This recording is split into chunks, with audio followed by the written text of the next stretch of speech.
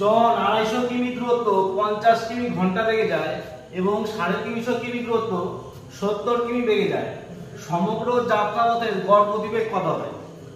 তাহলে গড় গতি মানে মোট দূরত্ব বাই মোট সময়, এটা তোমাদের মনে রাখতে হবে।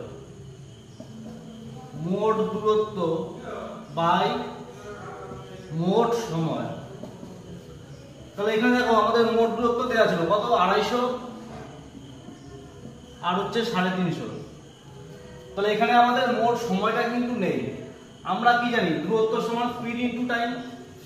তাহলে দূরত্বকে যদি আমরা স্পিড দিয়ে ভাগ করে দিই তাহলে আমরা কি টাইমটা পেয়ে যাব। তাহলে আমাদের এখানে দেখো দূরত্ব হচ্ছে 250 কিলোমিটার, আর এটা কত কিমি বেগে যায়, 50 কিমি বেগে যায়। তাহলে এই দূরত্বকে আমি ভাগ করে দিলাম বেগ দিয়ে, তাহলে সময়টা পেয়ে যাচ্ছি। 350 কিমি আমাদের যায় হচ্ছে 70 কিমি বেগে, তাহলে 70 দিয়ে ভাগ করে দিলাম। তাহলে আমরা কি দূরত্বকে বেগ দিয়ে ভাগ করে সময় পেয়ে যাচ্ছি। তাহলে এখান থেকে দেখো 350 আর 250 যদি যোগ করে দিই তাহলে আমাদের কত হবে, 600। আর 50 দিয়ে 250 কে ভাগ করলে হবে কত, 5। আর 70 দিয়ে 350 কে ভাগ করলে হবে কত, 5।